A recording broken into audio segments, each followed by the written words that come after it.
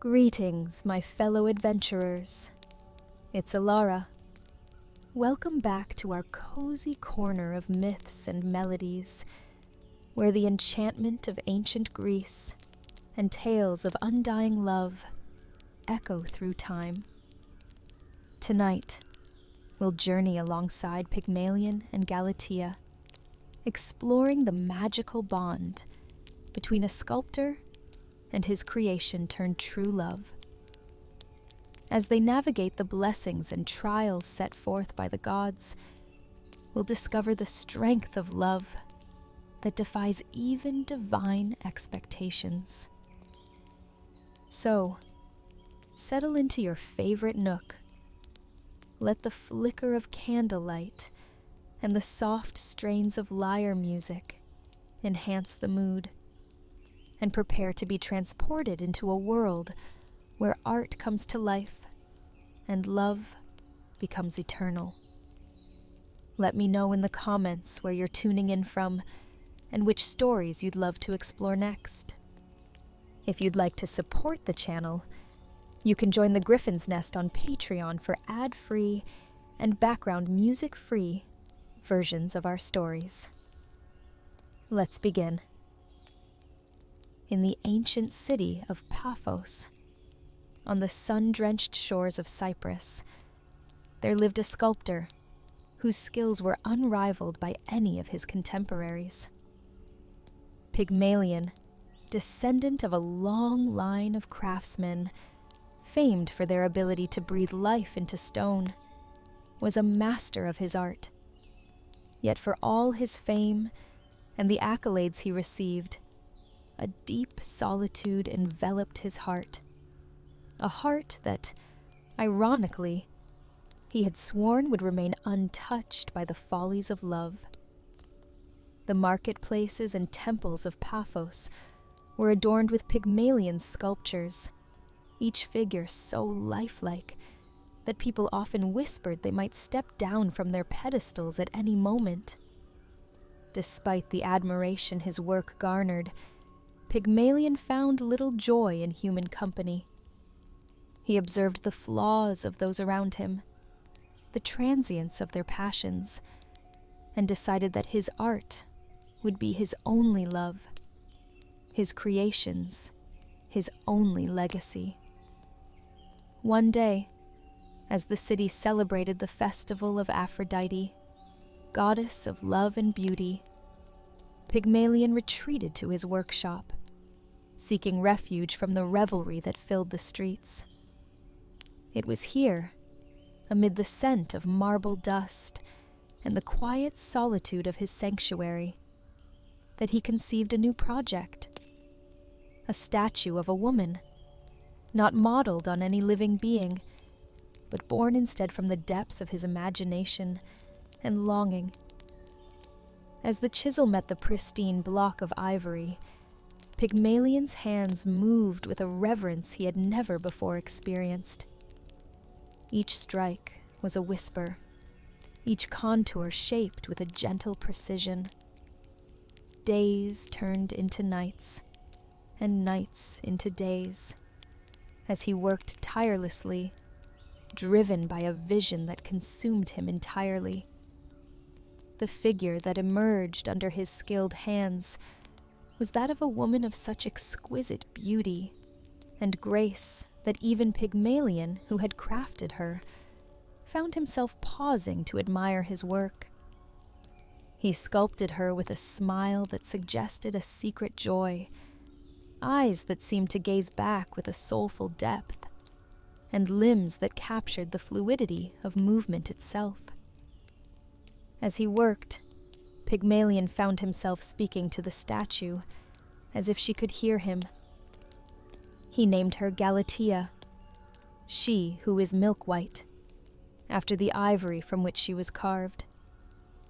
He adorned her with garments of the finest silk and jewels that glittered under the workshop's flickering lights, each addition making her seem more alive, more real.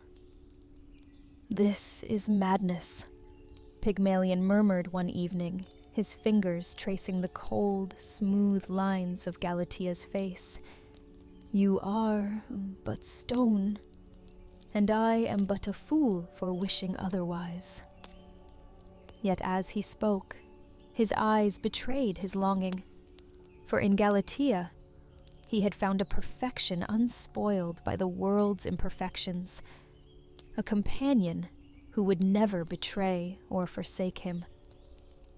As the festival of Aphrodite drew to a close, a grand procession made its way to the temple, with offerings to please the goddess. Pygmalion, driven by a desperate, unspoken wish, decided to join. He approached the altar with a hesitant step, his gift a simple rose, its petals as white as the ivory of his beloved statue. "Great Aphrodite," he prayed softly, his voice lost amid the chants and music of the worshippers. "I am a sculptor, a creator of forms, but my art has bound my heart. I have crafted a statue so perfect that I find myself ensnared by a love that is surely folly.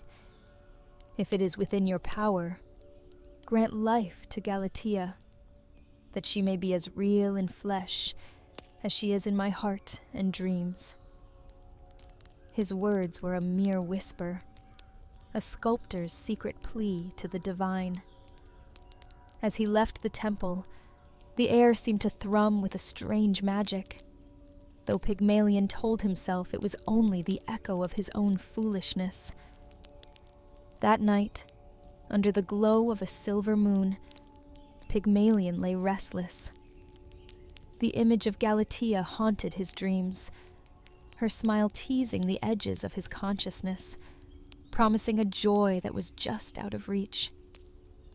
Compelled by a force he could neither understand nor resist, he rose from his bed and walked to his workshop, where the statue of Galatea stood bathed in the ethereal moonlight. As he approached, something in the air shifted, a warmth that was new and inexplicable. Pygmalion reached out, his hand trembling as it neared the ivory cheek of his creation. His fingers brushed against her skin, and to his astonishment and burgeoning joy, he felt not the chill of stone, but the soft warmth of living flesh. Galatea, the once lifeless statue, transformed by the grace of Aphrodite, slowly opened her eyes. They shone with the light of stars, and a gentle smile graced her lips, the smile Pygmalion had carved with such adoration. "Pygmalion," she whispered, her voice the melody of spring's first breeze. In the quiet sanctuary of his workshop, beneath the benevolent gaze of the moon, Pygmalion stood, utterly transfixed. The woman before him, Galatea, whom he had sculpted from ivory, now breathed softly, her chest rising and falling with the gentle rhythm of life. Her eyes, deep pools reflecting the night sky, gazed upon him with awareness and a burgeoning curiosity. "Galatea," Pygmalion whispered, his voice a mixture of wonder and trepidation. "Can it truly be you? Has the goddess heard my plea?" Galatea looked around, her movements fluid as if no joint or muscle had ever been bound by the rigidity of stone. She then returned her gaze to Pygmalion, her smile deepening, warming the cool air between them. "I know not of God's whims, but here I stand before you, Pygmalion. What has been done feels like a dream from which I hope never to awaken." Overwhelmed by a tide of emotions, Pygmalion stepped forward, hesitantly extending his hand to touch hers. half expecting her to revert to ivory at his touch. But her hand was warm, her grip firm, yet gentle. Reality dawned on him then, brilliant and startling. Aphrodite had transformed his sculpture into flesh, gifting him with a companion he had longed for in the silent whispers of his heart. The dawn was nearing, and with it, the realization that the world outside his workshop remained unchanged, save for the miracle that had unfolded within. Pygmalion, filled with a newfound resolve, knew it was time to introduce Galatea to the wonders beyond the confines of his studio. Hand in hand, they stepped outside into the fresh morning air, where the city of Paphos was slowly awakening. The gardens surrounding Pygmalion's home bloomed with the hues of early spring, flowers nodding their heads as if to welcome Galatea into their midst. Galatea's senses were alight with the beauty of the world. Each scent, color, and sound was a marvel, drawing from her a joy that was infectious. Pygmalion watched, his heart swelling with pride and love, as she twirled under the expansive sky, her laughter mingling with the morning breeze. As the days passed, Galatea's understanding of the world grew. She learned quickly, her mind as keen as the spark in her eyes. Pygmalion taught her about the seasons, the flora and fauna of Cyprus, and the vast tapestry of Greek culture and philosophy. Yet, it was not just Galatea who was learning. Pygmalion found himself viewing the world anew through her eyes, rediscovering the beauty in the familiar, guided by her wonder and unspoiled perspective. However, as Galatea's awareness of the world expanded, so too did her understanding of her place within it. She began to question the nature of her existence, the fabric of her being, and the intentions of the gods. "Why have I been brought here, Pygmalion?" she asked one evening as they watched the sunset paint the sky with fire. "What purpose do the gods have for me? A creation of stone turned to flesh?" Pygmalion, who had pondered these questions in the solitude of his own thoughts, held her close. "Perhaps the gods themselves are moved by beauty and love," he mused. "Perhaps, in their infinite realms, the creation of joy is purpose enough." Galatea pondered this, her head resting against Pygmalion's shoulder. "And what of us, creator and creation? What binds us together?" she queried, seeking the depth of truth in his answer. "It is love," Pygmalion replied without hesitation. "The same force that prompted me to chisel stone in search of beauty guides my heart now. You are no longer merely my creation, Galatea. You are my equal, my companion." Their conversation lingered into the night, words weaving a bond stronger than the marble from which Galatea had been born. Yet, unknown to both, the eyes of the gods still watched from the heavens, their designs and desires as capricious as the winds that shaped the coasts of Cyprus. As the seasons turned, and the vibrant hues of spring deepened into the lush abundance of summer, Galatea's understanding of her existence and the world around her continued to flourish. Together, she and Pygmalion explored the length and breadth of Paphos, from its bustling marketplaces filled with exotic wares to the quiet sanctity of sacred groves where ancient gods were said to whisper through the leaves. the city began to embrace Galatea, not merely as Pygmalion's creation, but as a being in her own right, celebrated for her grace and wisdom.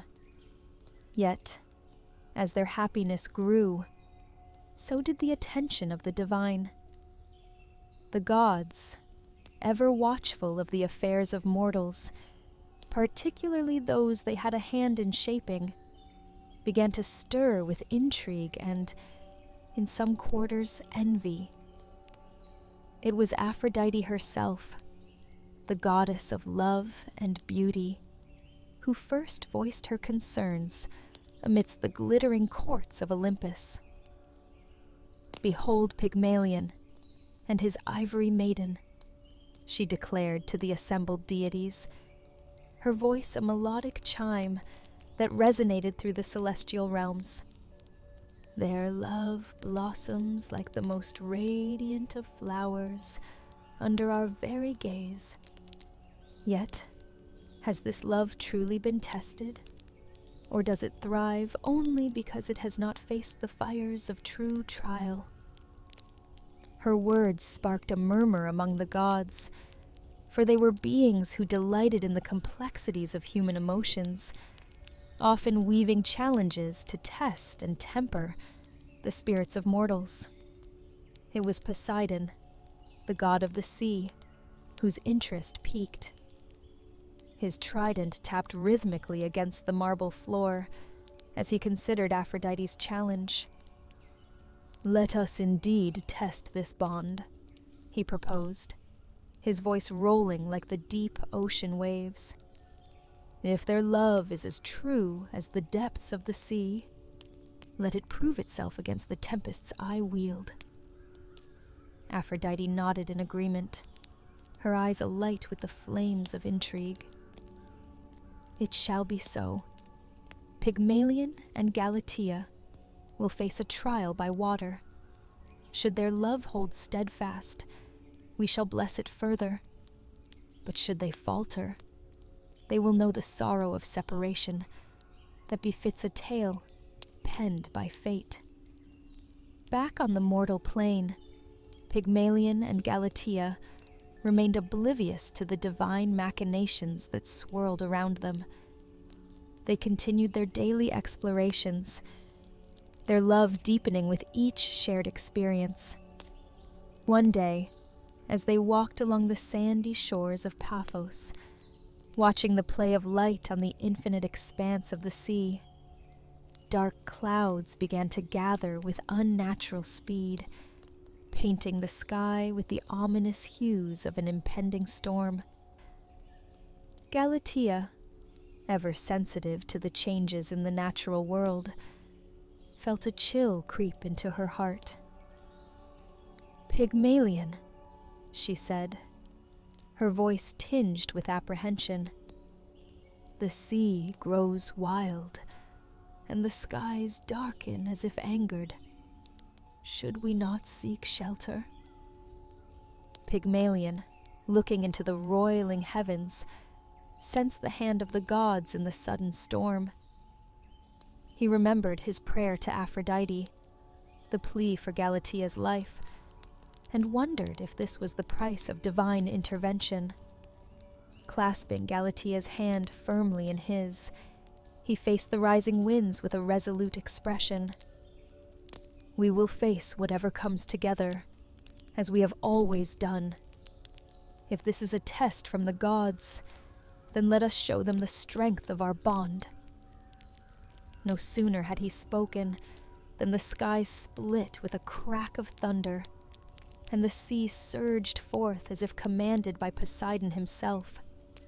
Towering waves crashed against the shore, each one a challenge to the steadfastness of their resolve. Galatea, though mortal in form, possessed a spirit fortified by divine essence. She stood by Pygmalion, her gaze fixed on the horizon, her voice steady. "If we are to prove our love, let it be as mighty as the sea and as enduring as the stone from which I came." Together, they faced the onslaught, the sea drenching them, the winds howling around them like the furies of old. Yet, hand in hand, they remained unyielded, their hearts beating as one against the tempest's roar. As the storm raged, the gods watched, their eyes reflecting the turmoil of sea and sky. The trial was fierce, and even the immortals felt the echo of doubt. Would mortal love withstand such a test? The answer came not in words, but in the unbroken stance of two figures against the storm, a testament to love's enduring power. As the last of the clouds dispersed and calm returned to the shore, Pygmalion and Galatea emerged not just unscathed, but radiant, their love sealed in the crucible of divine challenge. From the heights of Olympus, Aphrodite smiled, her heart warmed by the proof of true love, while Poseidon nodded, his respect for the couple's bravery deepening like the mysteries of his oceans. As the storm subsided and the calm of the sea returned, Pygmalion and Galatea stood soaked yet unshaken on the sandy shore, their hearts, bound by a love that had weathered the tempest's fury, now beat with a renewed vigor. They looked at each other, their eyes shining with the reflection of their triumph and the deep, unwavering affection that had carried them through. "The gods have indeed tested us," Pygmalion said, his voice filled with awe and gratitude. He brushed a damp lock of hair from Galatea's face, his touch tender, yet filled with the strength of his emotions. "And you, my heart, stood as steadfast as the earth itself." Galatea, her spirit aglow with the victory and the love she bore for Pygmalion, smiled. "It was your faith in us, in our love, that guided me through the storm," she replied. Her voice was soft, yet it carried the resonance of truth that even the divine could not deny. "Together, there is nothing we cannot face." Above them, the gods observed the mortal couple with a mixture of surprise and admiration. Aphrodite, moved by the display of genuine love and resilience, felt a warmth spread through her divine heart. She turned to her fellow deities, her eyes bright, with a decision forged in the fires of her realm. "Behold the power of true love," she declared, her voice echoing across the celestial spheres. "Let us not only acknowledge their devotion, but also bless it. For love that transcends trials, such as these, deserves to be celebrated and upheld." Poseidon, the mighty earth-shaker, nodded in agreement, his earlier resolve to challenge the couple, now softened by their display of unity and courage. "Let the waters that tested them now be their protector," he intoned. "May their journey through life be as boundless and enduring as the ocean." With a wave of his trident, Poseidon commanded the sea to bestow a gift upon Pygmalion and Galatea. From the depths, a shell rose to the surface, carried to the shore by a gentle wave. It was no ordinary shell, but a gleaming conch, its spirals painted with the hues of the dawn. Galatea picked up the shell, marveling at its beauty. "A treasure from the deep, a reminder of our trial and our victory," she murmured, holding it close to her heart. Aphrodite then descended from Olympus, her presence radiating beauty and warmth. She approached the couple, her smile benevolent and her eyes filled with joy. "Pygmalion and Galatea, Your love has not only survived, but thrived through adversity. As a token of my favor and blessing, I grant you an unbreakable bond, one that will sustain you through this life and beyond. She touched their foreheads, and a gentle glow enveloped them, the divine blessing sealing their fates together in an ethereal light. Go forth with the love that you share, and let it be a beacon to all who seek the true meaning of devotion. As Aphrodite ascended back to the heavens, the couple felt a profound peace settle in their souls. They knew that whatever challenges might come, their love, now blessed by the gods, would remain a steadfast anchor, a light guiding them through the darkest storms. Together, they walked back to Paphos, hand in hand, their path illuminated by the first light of dawn. The people of the city, having heard of their ordeal and divine trial, greeted them with joy and reverence. Pygmalion and Galatea became symbols of true love, their story told and retold, a legend that would inspire generations. As years passed, their love grew only stronger, nourished by mutual respect and the shared memories of the trials they had overcome. Galatea, once a statue brought to life by the longing of a solitary sculptor, now stood by her partner as an equal. Her life, a testament to the transformative power of love. And so, in the land of Cyprus, under the benevolent watch of the gods, Pygmalion and Galatea lived out their days, their lives a continuous celebration of the love that had turned the impossible into the possible, a love as enduring as the marble from which it had first been carved, echoing through eternity. As the tale of Pygmalion and Galatea reaches its conclusion, let it remind us of the transformative power of love and the lengths we might go to preserve it. Remember, my fellow adventurers, that even in a world where art meets life, it is our passion, our creativity, and the deep connections we forge that illuminate the path to true fulfillment. Thank you for joining me tonight.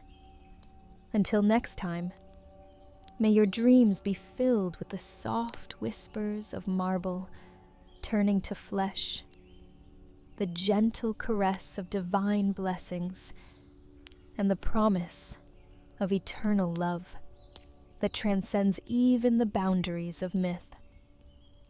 Good night.